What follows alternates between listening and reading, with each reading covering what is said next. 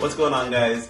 It's winter time, but in LA we're having some crazy weather right now. It's been 85, 90 degrees. So I decided I wanted some carne asada. So I'm gonna show you guys a quick marinade that's gonna take 24 hours to marinate our meat. But it's super simple, all great ingredients. For those of you that unfortunately might be in the snow or might be in inclement weather, we'll call it, I'm gonna show you guys how to do it indoors in a pan. That's how I'm gonna cook mine. We usually do it outdoors on the grill, and I gotta be honest, I might do it outdoors as well. For our marinade, we're gonna need some citrus. I need some oranges, some lemons, some limes here, a red onion, a bunch of cilantro, jalapeños, and of course, our meat. We got some flat meat, which is sirloin flat. This is predominantly what's used in carne asada. We don't want anything that's really thick. We want it cut thin with a little bit of fat in there. This is grass-fed flat, which is what you want. And we're also gonna need some white wine vinegar. So, let's get started.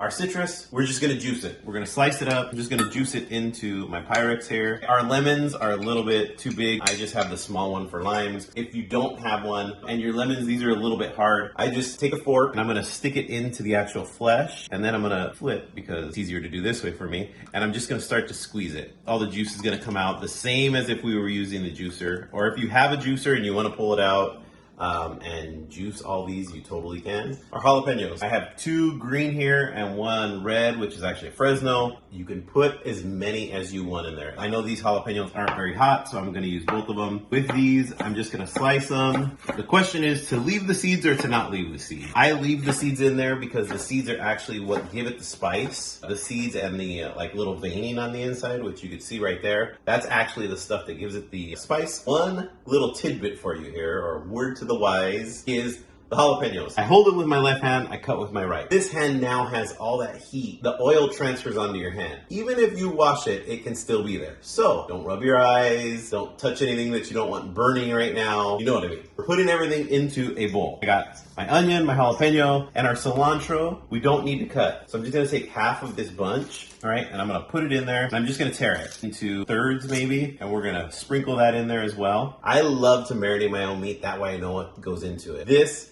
is good ingredients, all organic. We're just gonna throw our meat in. Got about 2 pounds. We're gonna salt and pepper it. I'm gonna put about 2 teaspoons of pepper. I always use fresh ground. I don't buy the pre-ground stuff just because the oils that are actually in the peppercorns dry out when it's already ground. We're gonna use salt. I'm gonna take probably 2 just big pinches. Let's say 2.5. We want our meat to soak all this up overnight. We're gonna put our lime juice, lemon, and orange juice in there, and then we're just gonna mix it all together.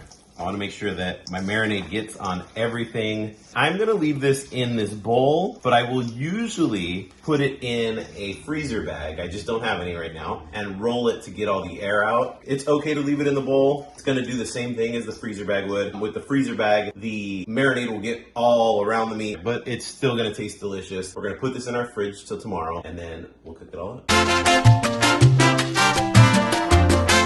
24 hours later, our meat has been in our fridge marinating. I actually found a plastic bag to put it in. So I threw it in the bag after I had already told you put it in the bowl, but you could do either. What I do is I take my bag, I lay it down, and then I just kind of push the air out and roll it towards me. I'll seal like 3/4 of my bag here, and then I'll just push the air out and then seal it some more. And there you have it. So it's been sitting like this in our fridge with the juice all inside of it, and we're gonna cook it. I said we would cook it outside possibly. It is a pretty day today, but it was rather windy yesterday, so our backyard is trashed today. I'm not gonna go clean it up, so we're gonna cook it in a pan, which works just as well. So let's go over to the stove and get cooking. I took the meat out of the bag, put it in a bowl, let it come to room temperature. Our pan, I already have a little bit of oil in there, so I'm not gonna add any more. I want this to actually sear really well. I'm just gonna take my meat. These are pretty big pieces. We're just gonna lay it down in our pan, and we're gonna leave it for 5 to 7 minutes per side. And then we'll flip it, do the other side, take it off, do our next piece. It's been 7 minutes. I'm gonna check it, and that's what I'm looking for. I want a nice char on it. Let it go another 5 to 7 on that side.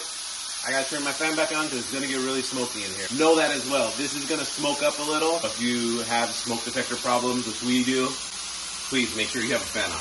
I'm gonna make a quick Pico de Gallo as well with just some stuff I found in my fridge. I have onion, a jalapeno, some cilantro, and I have a third of a heirloom tomato that I used for some pizza that we made the other night. So I'm gonna take my tomato and I'm just gonna slice it. I'll run my knife through 2 times here, put that together, and we're just going to slice this into strips. We'll take these and we'll just dice them really small. Jalapeno, we're gonna slice that up as well. So what I'm gonna do is slice it in half, and then I'm gonna take my knife and just run it along the inside, both directions, so I can get all that veining and seeds out, and then I'm just gonna pop them out. Slice and dice. By removing the seeds and the veining from our jalapeno, it's gonna take all of the heat out. We just have the flesh of the jalapeno here. It's not gonna be super spicy, it's gonna actually be really mellow, but if you don't want any spice at all, just take the jalapeno out. We're gonna dice up half an onion. We're just gonna run our knife through, and then we're gonna go through vertically, and then dice it up. We also are gonna add some cilantro to this. Always put your herbs in water, just cut off the end, put them in water in a jar, and they'll last a week or two. I'm gonna take a little bit of this cilantro, and I'm actually gonna put the stems in there as well. The stems have a lot of flavor.